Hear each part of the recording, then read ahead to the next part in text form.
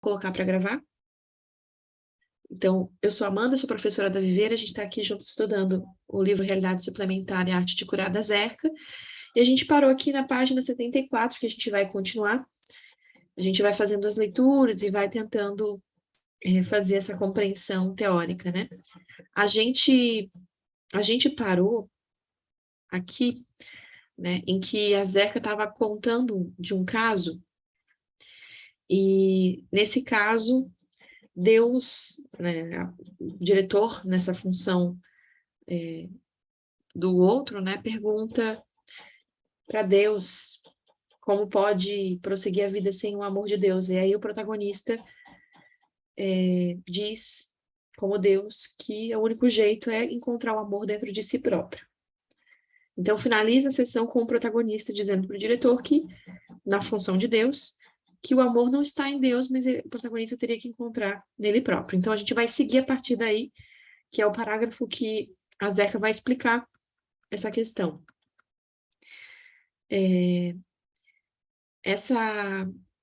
A Zerca, ela parte do pressuposto aqui, dizendo que, então, a gente não pode dizer que o protagonista não tinha consciência do que estava fazendo. Não me venha pedir afeto ou amor, procure-os dentro de você mesmo. Esse foi o momento de virada na avaliação do self desse jovem. Ele se deu conta de onde havia falhado consigo próprio. Para mim, foi uma revelação. Esse rapaz sabia muito bem o que estava fazendo. Ele só não sabia o que ou quem amar. Não sabia como fazer surgir o amor na relação consigo próprio. Acho que aqui a gente já pode olhar, assim, né, de que a gente, dentro da teoria da matriz de identidade, no psicodrama, a gente entende que para ter reconhecimento do eu, ele se dá simultaneamente ao reconhecimento do tu, né, nessa relação dialógica.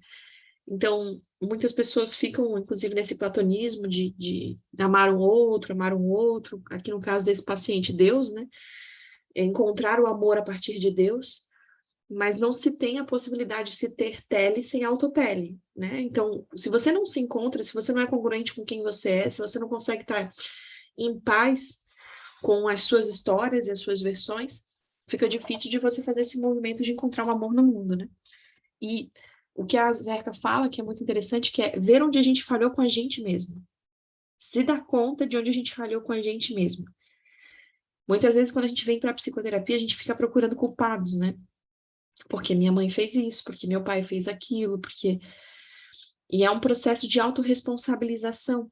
Tanto é que o Bustos também fala, assim, muito nesse sentido de que, às vezes, a gente tem que ajudar o paciente a criar o pai e a mãe dele interno, né? Que é essa ideia de que ele precisa ter uma instância de acesso, de orientação, ele tem que conseguir se orientar, ele tem que conseguir se autoacolher, né? E para isso acontecer, às vezes a gente cria com esse protagonista, esse pai e mãe que vai oferecer isso, que vai suprir essa necessidade para que ele tenha isso internalizado.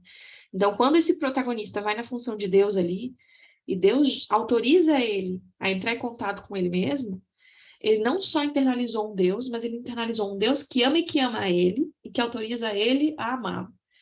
E muitas vezes a gente precisa dessas autorizações, né? Como o Perazzo fala, da quebra desse poder simbólico que essas figuras exercem sobre nós, para a gente conseguir se reconhecer, né, na vida, enfim, nesse sentido.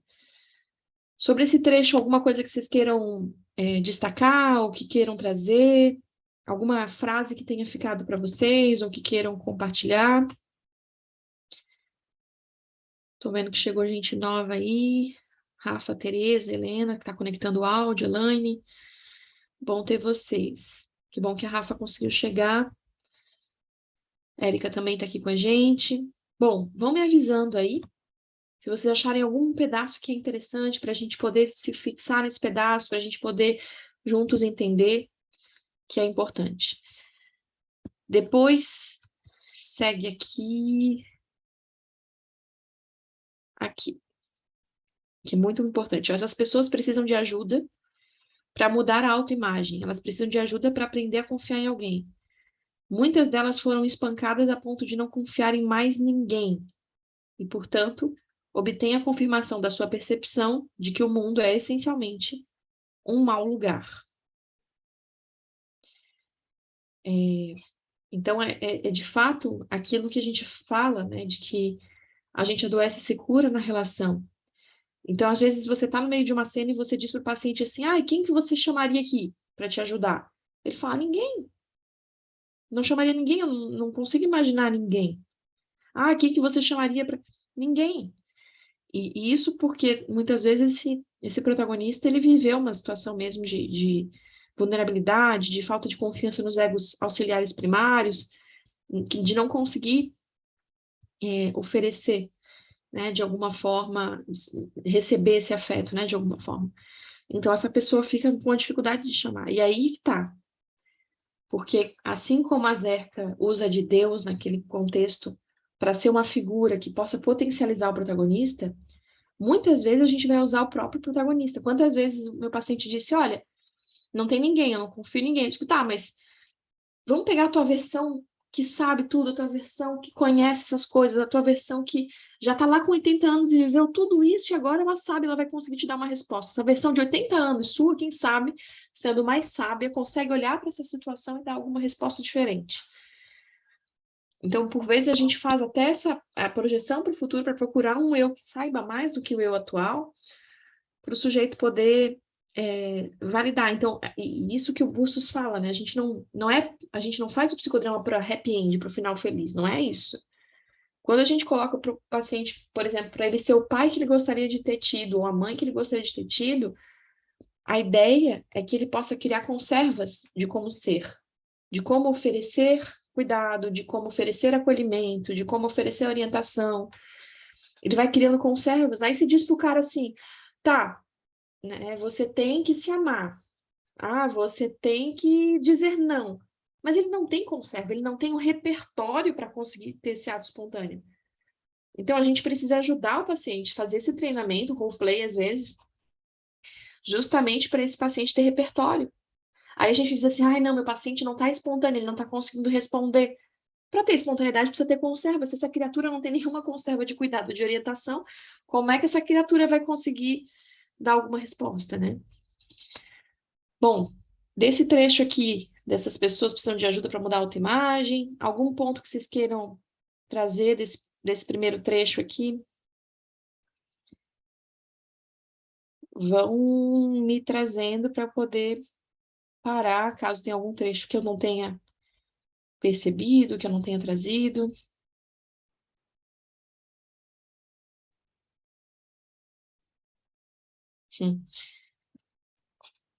Eu gosto muito desse trecho aqui. Uma afirmação que Moreno costumava fazer era: quando a criança vem ao mundo e avalia o mundo que a cerca, ela se questiona: será que o universo é amistoso? Infelizmente, temos de dizer para uma grande parcela: não. Há uma dose de amizade bastante limitada nesse mundo para muitas crianças. É triste dizê-lo, mas nem todas se tornam delinquentes graves. Essas não chegam a essa situação por conta própria.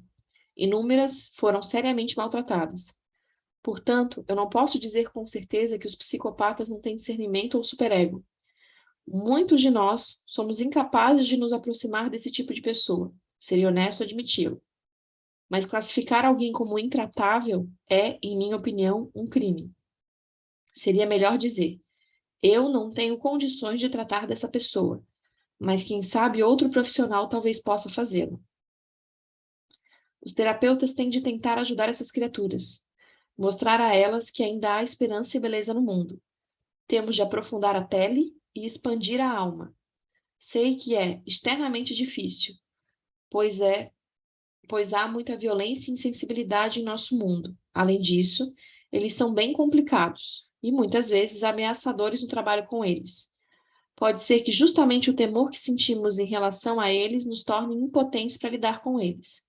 E é claro, há pacientes que já mataram terapeutas. Bem tranquilo de falar isso, né? Claro, não é normal ter medo. Tem paciente que já matou terapeuta, né? Então, sejamos honestos. Como é que vocês lidam com isso? Da afirmação da Zerka dizer que a gente chamar uma pessoa, um psicopata, né? Uma pessoa com transtorno de personalidade antissocial de intratável, que não seria correto. O que vocês pensam? É algo intratável? Como é que vocês lidam com isso?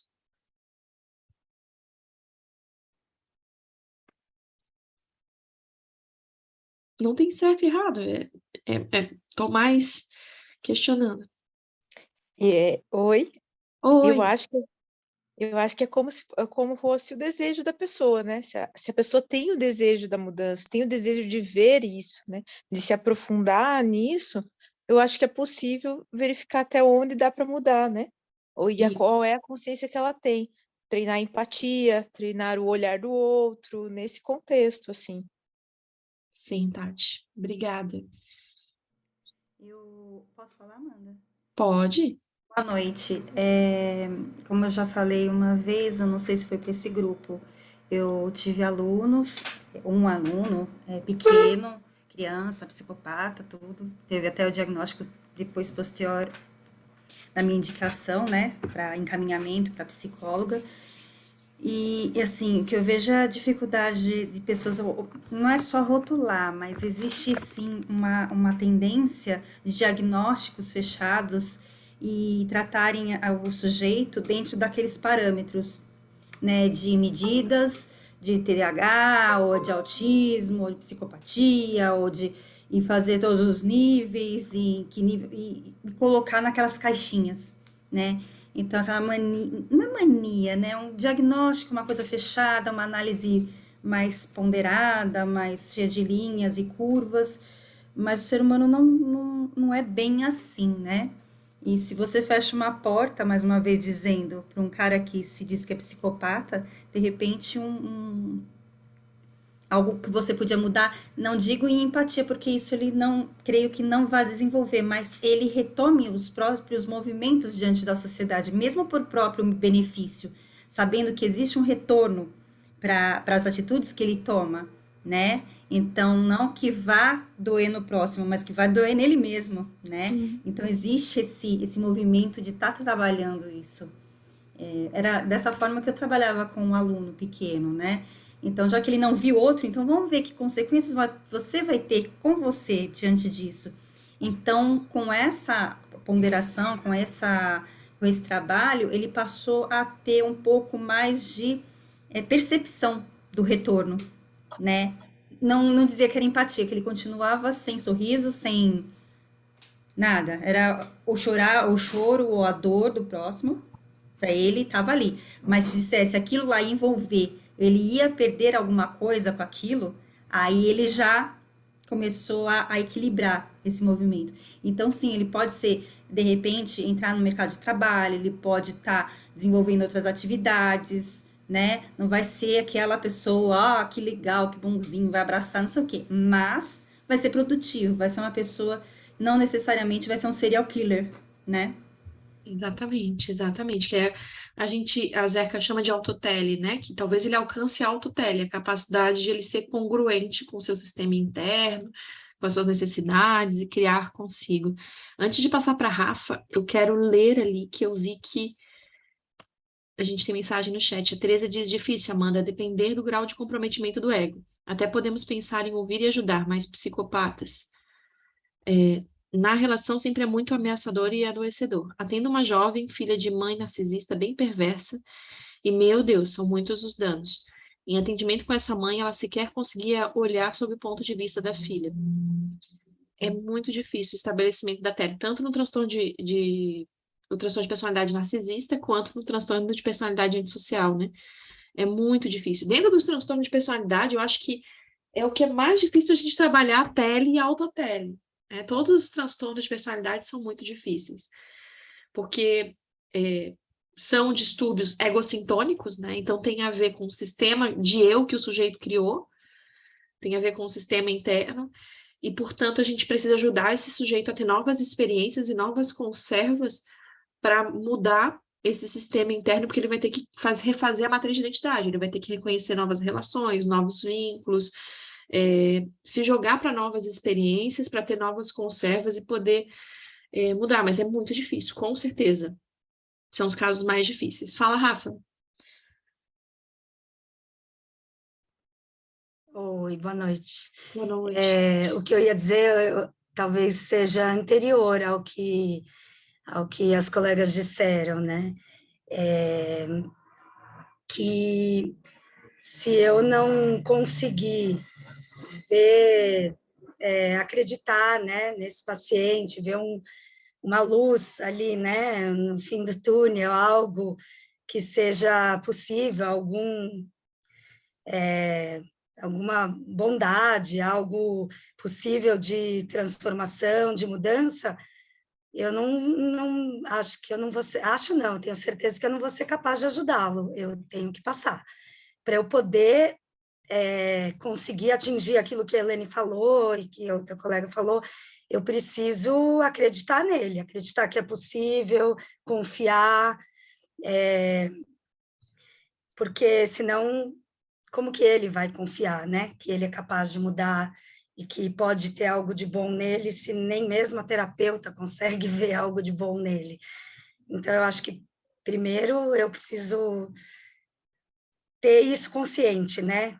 Eu consigo ver isso, ou eu vejo ele como o perverso em pessoa, aquele que deve ser condenado, ou, né, eu acho que eu teria que ir por aí, bem difícil. Uhum. Né?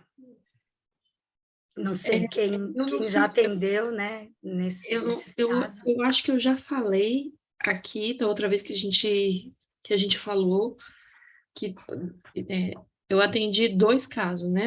Ele era um filho de uma pessoa com muita grana, de uma multinacional e tal, que tinha inclusive essa coisa de matar o pai, o planejamento e tal.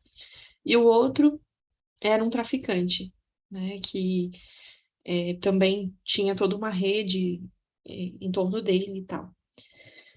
Esse caso, do primeiro caso, a gente foi trabalhando muito essa coisa do desejo de morte, matamos muito esse pai no simbólico de diversas formas, dissemos várias coisas, e eu fui trazendo no duplo algumas coisas que estavam na entrelinha desse desejo de morte do pai, que era um desejo também de reconhecimento, assim, um desejo de ser visto num lugar de destaque, um desejo de sobrepor ao pai, e a gente foi trabalhando isso. Ele tomou por decisão, ele se desvinculou da empresa do pai, montou a própria empresa, e aí a forma dele de criar com o transtorno de personalidade antissocial ele se tornou o melhor no que ele faz. Ele é uma empresa concorrente do pai. É o jeito que ele encontrou de matar o pai hoje, né? Ele se tornou o melhor no que ele faz. Agora, esse outro meu paciente que é traficante, ele interrompeu o tratamento na metade. Esse meu primeiro, eu tinha me mudado de Florianópolis para Criciúma e uma outra terapeuta ficou atendendo ele na época que eu não atendia online ainda. Esse segundo, ele interrompeu a psicoterapia na metade do processo, e ele trazia muito essa coisa de que ele tinha um contato com os animais, que ele gostava muito, mas aí depois ele via os animais morrerem, eles tocavam fogo por brincadeira e para ele já não era mais nada, que ele já nem a conexão que ele tinha com os animais ele tinha mais, e ele queria sentir alguma coisa, então era um caso um pouco diferente. Foi uma criança extremamente ferida, ele não queria entrar em contato com isso, foi muito difícil para ele entrar.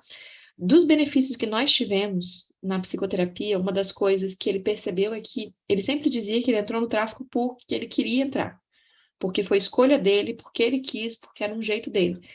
Na psicoterapia, a gente conseguiu verificar que não foi uma escolha, ele teve poucas escolhas, né? Não teve muitas possibilidades, ele percebeu isso, e aí ele disse, eu não vou fazer isso com os meus meninos, né? Os meninos que trabalhavam com ele no tráfico. Eu não vou fazer isso com ele. Os guris, eles vão poder estudar. E aí ele começou a pagar, inclusive na universidade que eu trabalhava, 3 dos jovens, eu trabalhava como professora, 3 dos jovens que trabalhavam para ele começaram a estudar na universidade. Então, teve essa melhoria, mas aí logo depois teve toda uma questão de polícia, perseguição, parará, ele interrompeu a psicoterapia, e aí eu não consegui dar continuidade. Então, para mim, foram, assim, os únicos casos que eu consegui trabalhar, mas esse do traficante eu não consegui ver para onde foi, e o outro, tem uma colega que ainda acompanha ele, a princípio, volta e meia, né? Claro, obviamente, Vem essas questões de que as ideias dele preponderam, os valores dele são mais importantes do que os valores sociais. Então, ele está sempre em modulação. E no começo, quando ele estava em psicoterapia, os dois, eles ficavam contando as coisas, me tornando espectadora das atrocidades, né? O objetivo era me tornar espectadora das atrocidades. E aí, com o tempo que eu fui saindo desse lugar para entrar no outro, mas também muito, muito difícil. A Luciane disse que acompanha muitos transtornos de personalidade em policiais militares que atende. Bastante rigidez na conserva, dificuldade no estabelecimento de relações, comportamentos abusivos e esse desejo de morte muito presente também. Egocentrismo, muita disputa e oposição. Muito difícil trabalhar e buscar na literatura, fica super complicado também, com certeza. Porque poucos profissionais se interessam em escrever e atender essa população. Nós ainda temos poucos profissionais que se interessam. Né? E tudo que a gente tem da literatura do ponto de vista psiquiátrico e psicológico é mais no sentido assim, e eu acho que em algum ponto, algumas pessoas que escrevem, não vou citar nomes até para não ser prejudicada, elas escrevem no sentido de presta atenção para você não ser, na sua vida, alvo e vítima de um psicopata. A literatura é para isso. Presta atenção para você não ser alvo. Então, acaba que não te instrumentaliza, te aterroriza. A literatura te aterroriza e não te instrumentaliza. Então, falta literatura para nos instrumentalizar. O que você faz? Não como ele é. As pessoas adoram consumir a questão dos serial killers aí nas séries. Eu também gosto de séries policiais, mas descobrir quem ele é, descobrir as questões que aconteceram na história dele, as questões que prejudicaram, o estilo de apego inseguro que ele desenvolveu, enfim, é importante, mas a gente não se instrumentaliza. Exatamente, Luciane. Esse tipo de literatura causa distanciamento. A gente não consegue se aproximar. Aqui, a gente tem, não necessariamente, né, com pessoas com transtorno de personalidade antissocial, mas com homens que praticaram violência contra mulheres. A gente tem grupos, né, em sociodrama na Universidade de Brasília, e com psicodramatistas, e aí a gente tem a Marlene Marra, né, que é uma das representantes, que é uma das pessoas que está junto nesse grupo. Eles têm algumas produções. Se vocês procurarem homens, violência e colocar Marlene Marra, vai vir alguns artigos dela. Que eu diria que no psicodrama é o que mais se aproxima de trazer para a gente alguma questão de manejo com essa população. Por quê? Porque esses homens não querem estar nos grupos que elas estão manejando, eles estão obrigados lá.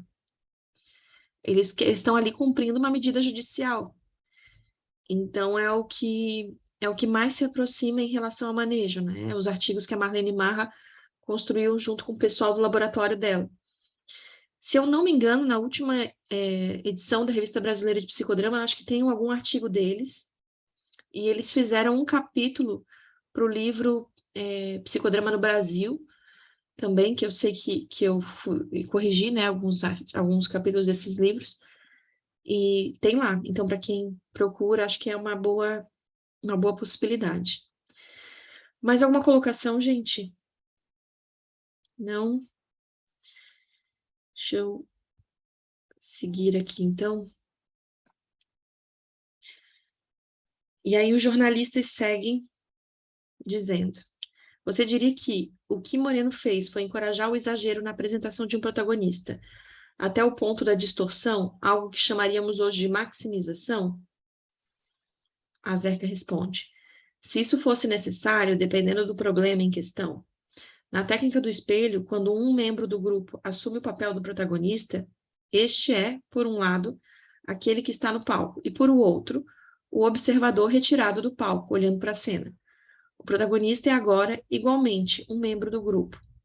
Então, estamos criando uma cisão, uma vez que a imagem é criada por outro membro do grupo atuando no papel do protagonista.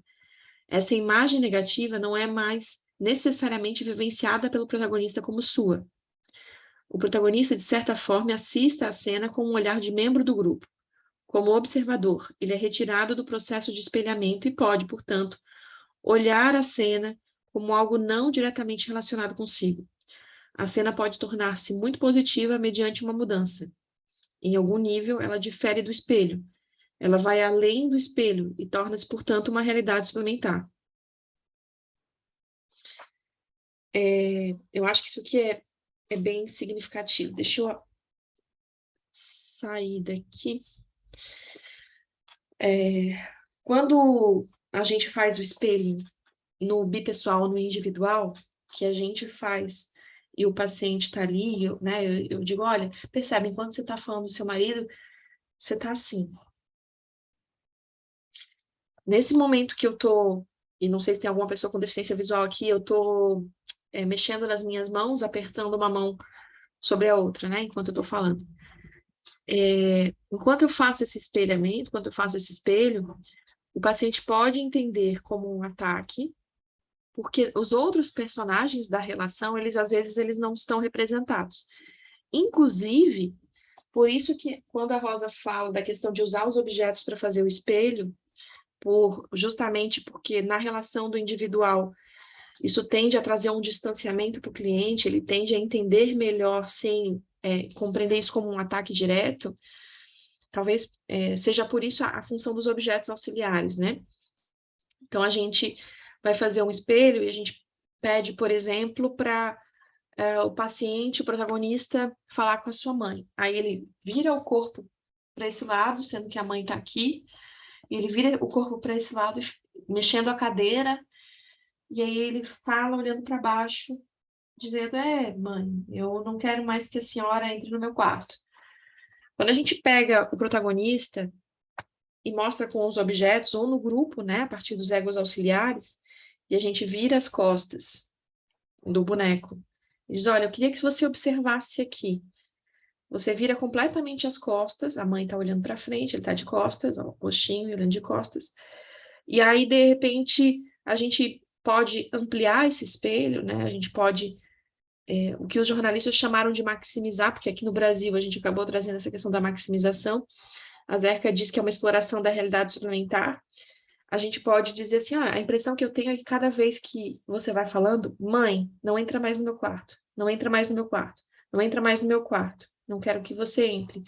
Parece que você vai assim, o que você está vendo que está acontecendo? Percebe, quando você fala, o que acontece?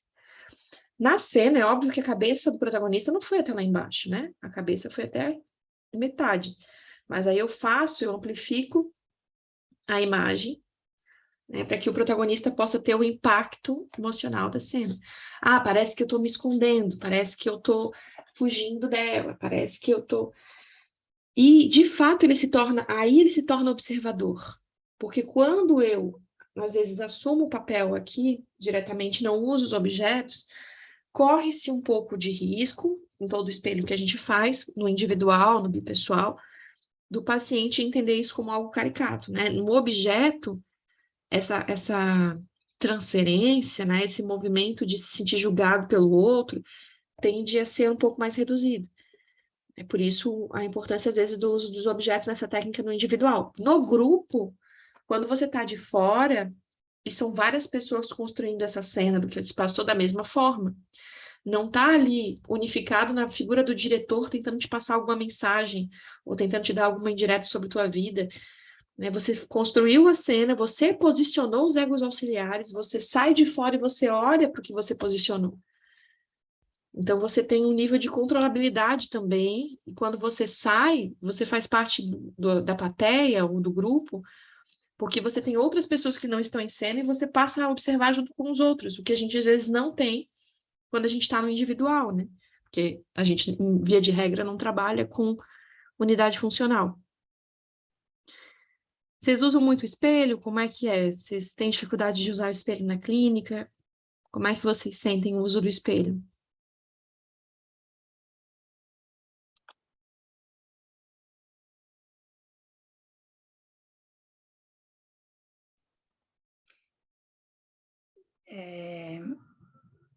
Eu acho duplo mais fácil que o espelho. Eu também.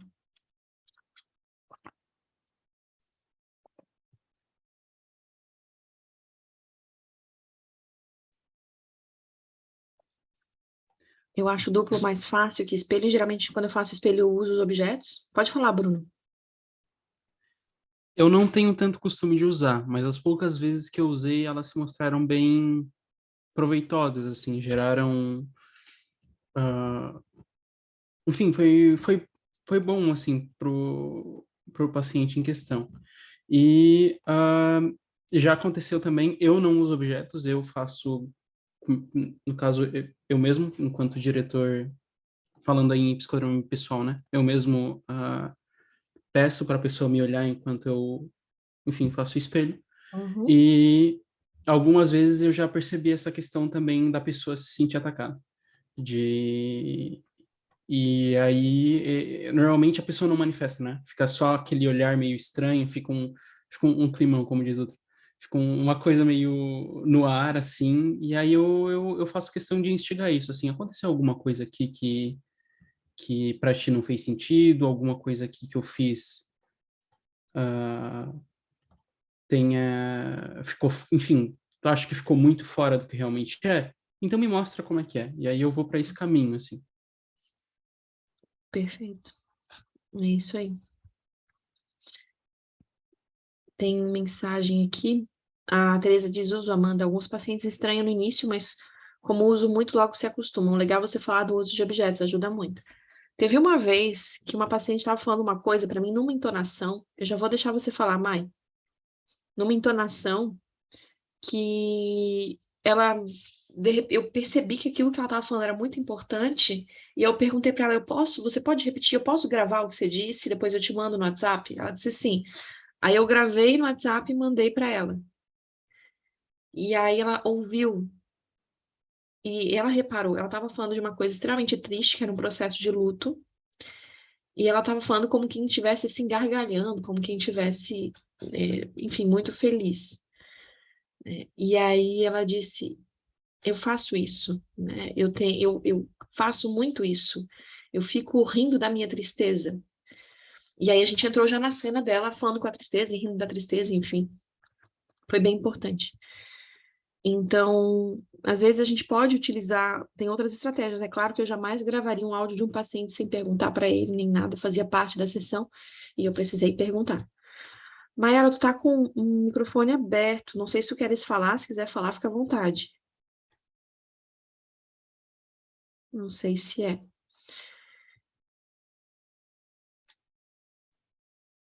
Beleza. Vou então seguir aqui. Próximo trecho eu gosto bastante, que fala essa ideia do espelho perverso, né? Que jornalistas seguem dizendo: o espelho, visto a partir do ponto de vista fisiológico, se a gente estivesse se olhando no espelho, ele vai inverter as coisas. Ou coloca as coisas de cabeça para baixo, ela perverte a imagem. Perverso é uma palavra latina que significa voltar, virar o contrário, destruir. No entanto, no século XV era usada no contexto de voltar-se contra a vontade de Deus.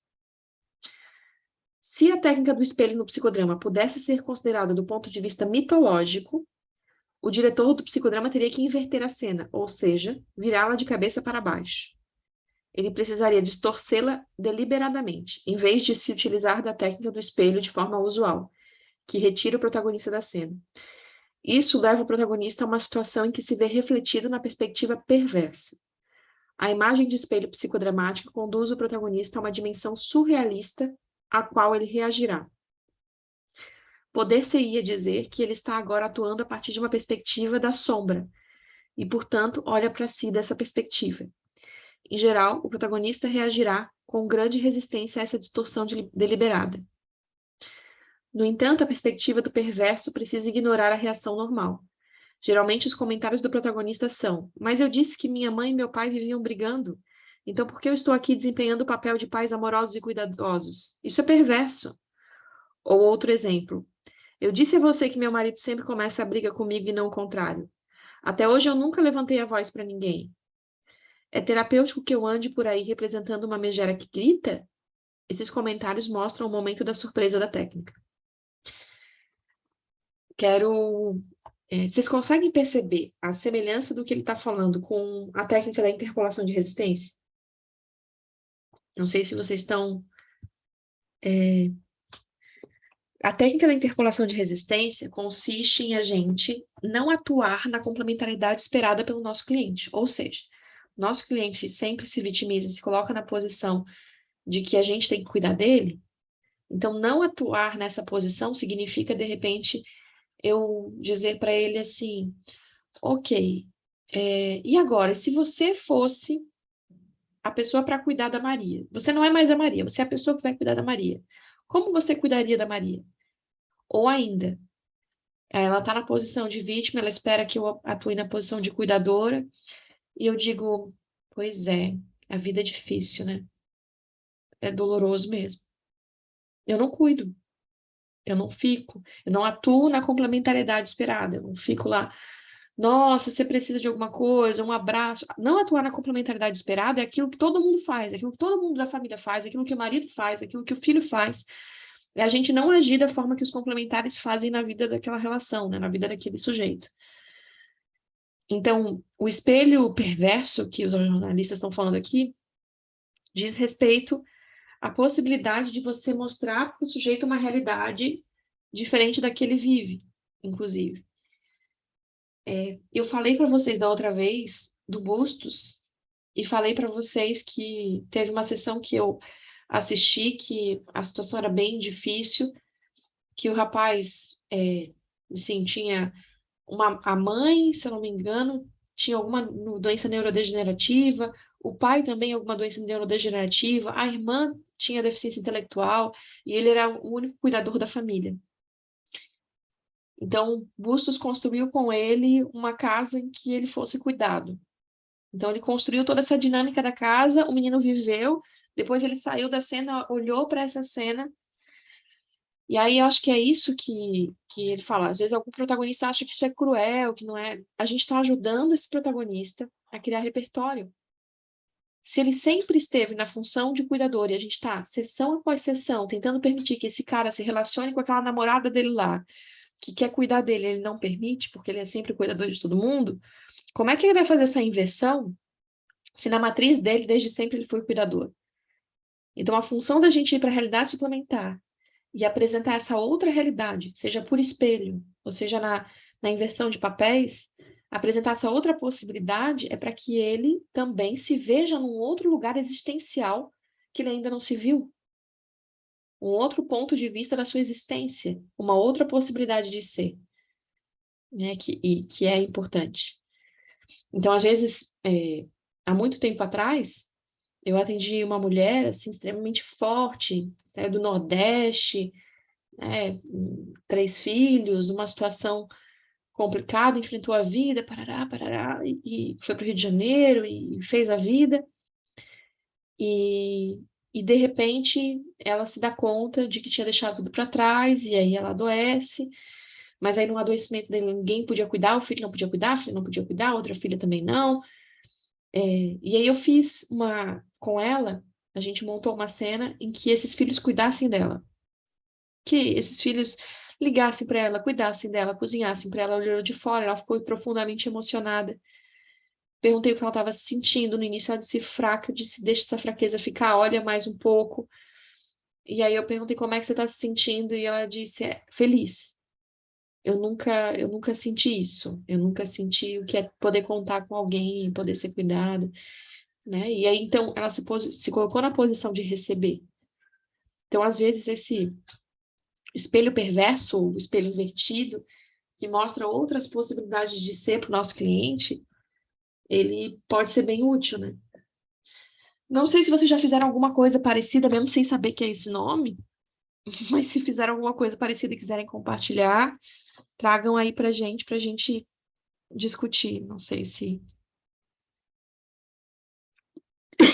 alguém já fez.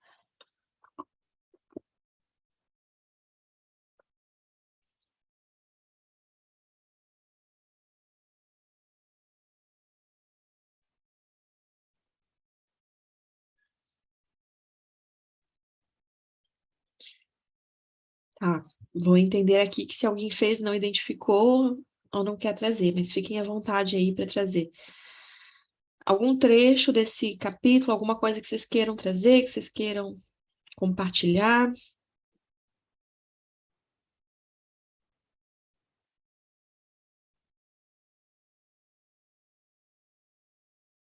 Amanda, eu fiquei pensando nessa questão anterior ali, que a gente estava falando desse espelho perverso, né? Uhum.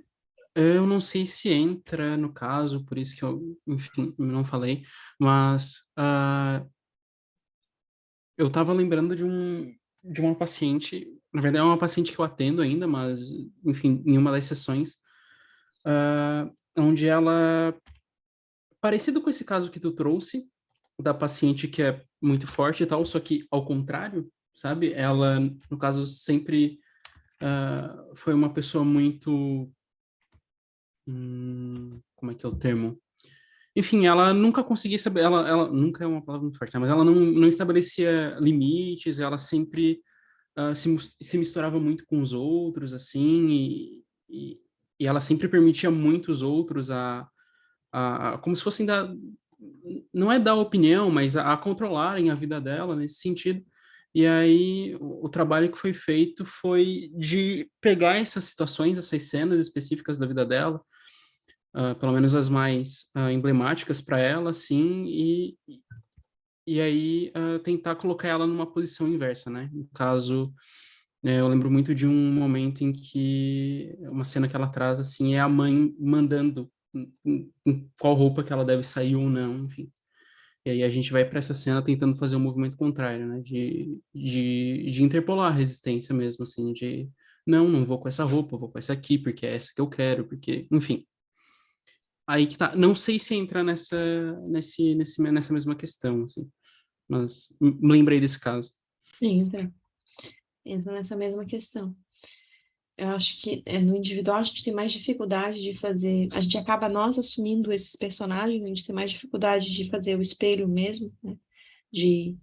Às vezes, o que dá para fazer também, que agora tua fala me lembrou, a gente pode fazer isso via fantasia dirigida, né? Criar esse espelho invertido na fantasia dirigida. Então, tá, fecha os olhos e imagina uma casa com a sua porta para mas esses pais são pais que te recebem bem, que te protegem, que te cuidam. Vai olhando de fora isso. Aí o truque é não colocar o nosso protagonista para necessariamente estar na função de receber, mas olhando para uma parte dele que recebe esse afeto, olhando para uma parte dele que é cuidada de um jeito que não foi. Então a gente também pode fazer essa fantasia dirigida como um espelho, só que daí basta a gente não colocar o protagonista apenas para viver, mas para olhar de fora a cena que está acontecendo. Aliás, obrigada, Bruno, que essa ideia que brotou da nossa relação é muito boa. Fantasia dirigida espelho. Quero pensar mais sobre isso.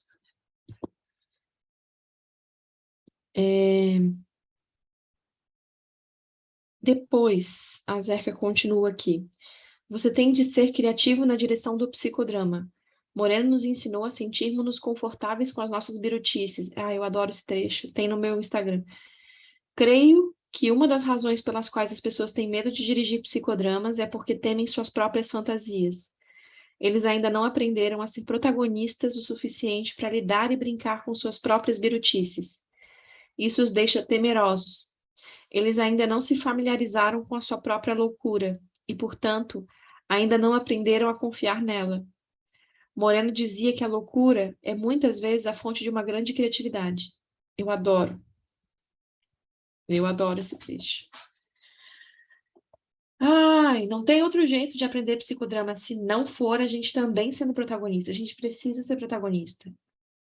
Uma pessoa que está passando por uma formação de psicodrama, ou que está querendo ser psicodramatista, ou que está enveredando por isso, precisa sentir na pele o psicodrama, precisa, porque você vai ver o seu diretor, o seu psicodramatista dizendo, então tá, olha para trás, lá tá a casa do seu avô. Ou ele vai dizer, então agora entre nós existe um muro, uma porta. Não, confia, eu tô com você, a gente vai entrar na cachoeira. Que mané cachoeira, que mané porta. Você começa a criar com o outro, na sua terapia, você começa a confiar na realidade suplementar, você começa a confiar nessa criação. Porque no começo, quando a gente fala, parece que a gente é maluco. Parece mesmo, a gente se sente doido. E às vezes eu, que trabalhei como professora universitária, eu escutava muito dos meus estagiários falando, ai, nossa, eu tenho vergonha, não sei se eu consigo, eu não sei. É super natural, super natural. E a gente às vezes sente isso com os nossos clientes, super natural. Para a gente poder criar com os nossos clientes, a gente precisa estar criando na nossa própria psicoterapia com o nosso próprio psicodrama. Então, a gente precisa se familiarizar com as nossas loucuras, ser loucos nas nossas sessões, acessar as nossas fantasias, os nossos medos, as nossas dores, né? Não é só uma questão de trabalhar para que a gente não tenha uma série de transferências com o nosso cliente. Não é só isso. É uma questão de trabalhar para confiar na cocriação.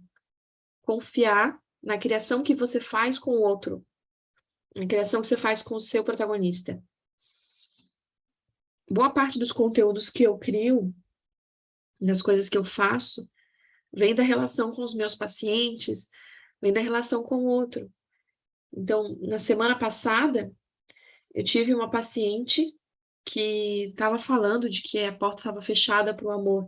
Então, a gente foi olhar para essa porta, a gente foi ver o tamanho dessa porta, a gente foi ver a cor dessa porta, a gente foi ver o que tinha depois dessa porta, as palavras que estavam escritas nessa porta. Ela falou uma palavra que era herança. A gente trabalhou com a ideia de que essa herança fosse concretizada em um objeto, que foi um baú, enfim.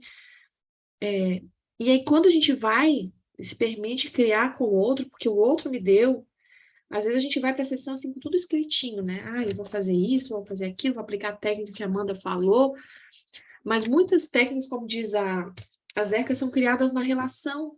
É quando o cliente diz assim para você, nossa, eu adoro dobradura. Aí você diz assim, então tá, pega uma folha de papel aí. O que você está fazendo? Você está cocriando.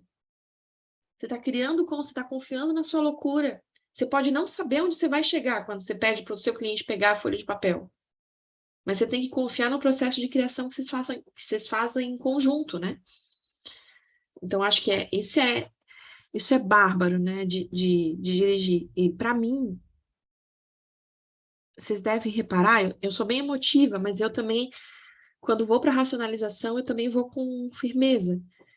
Então, para mim, o psicodrama, eu vim primeiro da psicanálise, depois para o psicodrama, e quando eu vim para o psicodrama, eu vim muito nesse lugar do medo de ser inadequada, do medo de não conseguir ser espontânea, do medo de não conseguir ser criativa, do medo de... Eu ficava muito preocupada com isso. E quanto mais eu me preocupava com isso, menos eu conseguia criar com o meu cliente. Menos eu conseguia fazer, porque eu engessava as minhas sessões. Então, sim, terão sessões que a gente vai ficar no discurso, porque como diz o Bustos, a palavra também é ação. Mas tem sessões que o paciente vai falar para a gente, porque batom vermelho da minha mãe. Você tem o batom aí? Ou você vai estar numa sessão online, você pode buscar o batom vermelho para mim? Você não sabe o que você vai fazer, você não sabe o que você vai pedir, mas você vai buscar, seja porque esse objeto vai trazer uma memória, seja porque ele vai ser um representante, vocês vão construir. E quando chega no momento da cena que a gente não sabe o que faz, a gente pergunta, o que é que você precisa? O que é que você precisa ouvir? Para onde você gostaria de ir aqui? A gente poderia aqui falar alguma coisa para o seu pai, a gente poderia se despedir dele, a gente poderia... Para onde que você quer ir? A gente não pode ter medo de dividir o leme com o nosso protagonista. A gente não pode ter medo de dividir a direção com ele. De permitir que ele possa criar com a gente, né? E isso é a gente poder confiar nas fantasias, não temer as birutices. Como é que isso bate para vocês? Como é que é lidar com a loucura de vocês? Vocês já estão familiares? Não estão? Como é que tá?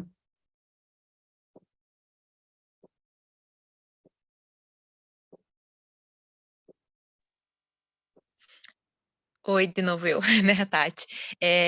Eu acho que às vezes eu estou mais propícia às minhas birutices e ir junto com o paciente, né? Com o cliente. E às vezes tem momentos que a gente mesmo se fecha, né? E como é bacana. E tem outros momentos que eu tô super querendo fazer, né? Super. E daí chega um momento que o paciente está num momento que ele escolhe outra coisa, né? Então, isso que você fala, assim, de co-criar com o cliente, de perguntar para ele, isso eu acho fantástico, porque daí entra na mesma sincronia, né? Ali vamos para o mesmo caminho juntos. Uma sessão passada eu fiz uma uma dramatização também no atendimento online, e na sessão posterior a paciente falou, hoje eu acho que eu preciso processar tudo que eu vivi na anterior, né? Então ela já foi me dizendo, hoje não, né? Então isso é bacana, né? E ele poder escolher, porque daí quando ele constrói faz sentido. Tudo se encaixa, parece, né? Uhum, com certeza. Com certeza. Tô vendo que tem mensagem aqui no chat também. Teresa diz, ainda tenho muito a aprender, mas me jogo com medo, sem perspectiva, apenas seguindo e sentindo a sessão. E confesso que são as melhores. Quando sigo o roteiro, não flui tanto. É isso aí. Eu não vou ler o texto todo, mas eu acho que tem um trecho que a Zerka fala que o que ajuda ela é a ingenuidade dela. Não saber demais. Sabe qual é o lance do saber demais? É que, assim, o paciente falou, assim, no começo da sessão pra gente. Porque a minha mãe é uma situação difícil, tá? Mas eu não quero falar sobre isso. Aí depois ele vai falando e a gente se pega, ou que a mãe, aí a gente vai lá na teoria da matriz de identidade, daí a gente localiza, parará, e a gente sabe que a gente tem que fazer com que ele saia da simbiose com a mãe, e daí a gente passa a sessão inteira forçando essa mãe, forçando ele trazer essa mãe, forçando ele. Às vezes, quando a gente se joga nesse saber demais, a gente não flui com o cliente, né? E a gente vai impedindo esse processo de criação. Não quer dizer que a gente também não possa trazer, né? Às vezes eu falo com meus clientes, olha, estou vendo que tem esse ponto que a gente deixou em aberto, vou colocar no post-it, vou colocar aqui, na semana que vem eu leio, se você achar que faz sentido, a gente trabalha, se você achar que não faz sentido, a gente vai para outro caminho. A gente pode também, mas o fato é que quando a gente acha que sabe demais, do ponto de vista teórico, ou do ponto de vista prático, sobre a leitura do caso, a gente começa a enviesar, a gente começa a atrapalhar o fluidez, né? A fluidez do processo. Sim, bem lindo, né, Teresa? A gente precisa confiar na nossa ingenuidade, confiar nesse lugar. E o que que é o ingênuo, né? Vamos imaginar assim, como é que é uma criança, que aí a gente vai falar da ingenuidade. Quando ela pega essa almofada que ela recebeu, ela vai olhar cada detalhe, não como se ela soubesse, tá, é quadrado. Tá, tem vários quadradinhos aqui. Tá, tem as listas, já sei, tudo que eu tenho para saber sobre essa almofada. Não. A criança vai olhar para essa almofada com um olhar ingênuo. Ela vai olhar para esse quadrado de forma não óbvia. Ela vai olhar para a ponta, ela vai olhar para a linha, ela vai olhar para os formatos. E quando a gente está com o nosso cliente, a gente tem que ter esse olhar ingênuo, como se, tá bom, veio essa hipótese, Amanda, ignora, vamos deixar isso aqui suspenso, deixa isso aqui de lado. Já é uma hipótese, a gente sabe que tem, mas vamos deixar isso aqui de lado para a gente ver o que a gente descobre junto com o cliente. Não tem nada de errado de você ter uma hipótese, colocar no seu documento, mas ela não pode atravessar a relação, ela não pode ficar no meio. E aí, como é isso aí para vocês? Como é que estão com isso, com a ingenuidade de vocês, o não saber demais? Eu estou bem à vontade nessa, então, porque não estou sabendo nada. E é bem fenomenológico, né? Assim, eu fiz um semestre de... Eu colaborei lá na faculdade, né? Que eu me formei como monitora lá da supervisora, com 2 grupos, né? E era Fenô. Então, ela sempre falava isso, né? Que esse não saber, né? É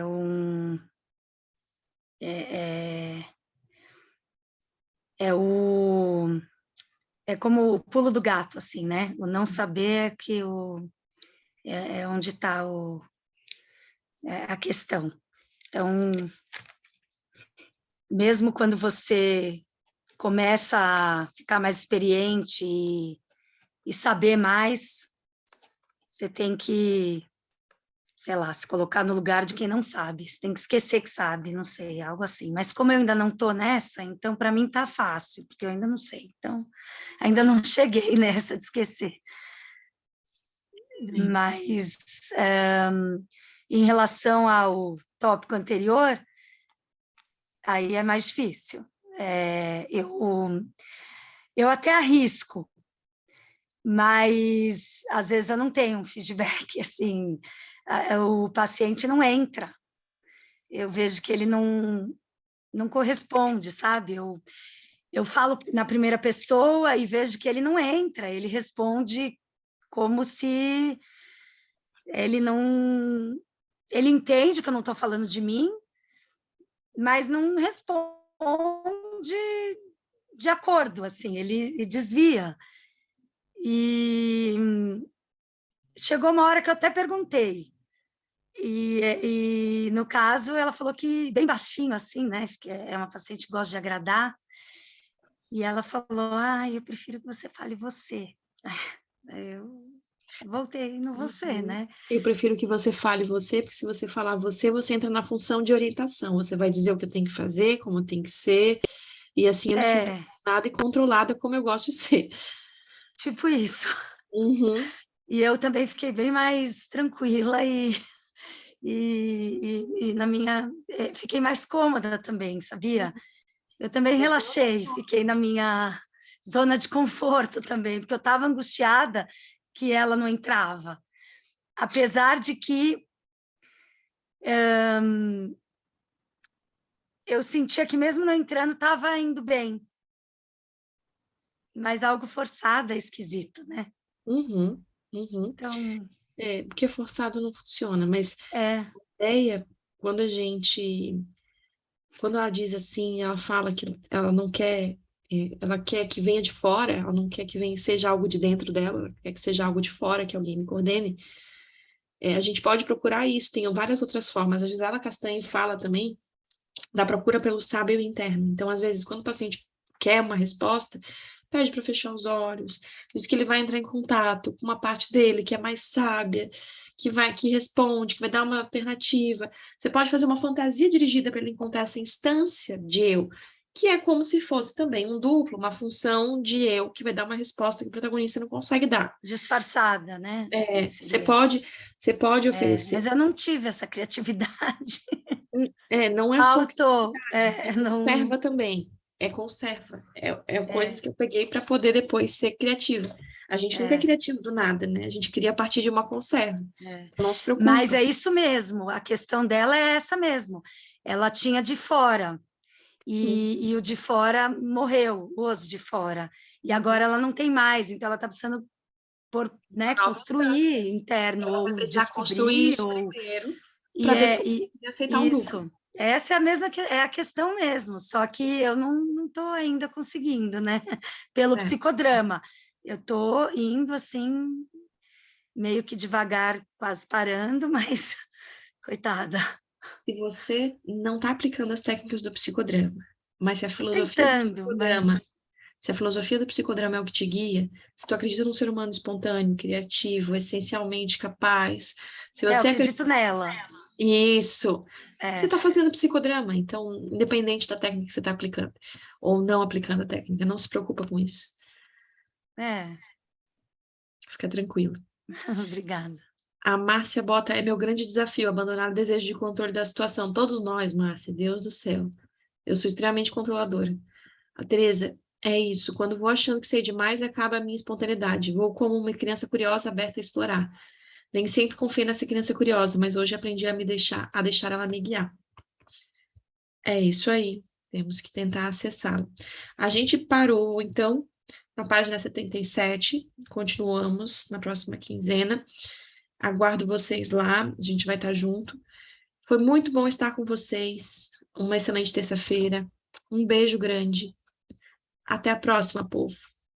Obrigada. Boa noite. Boa noite.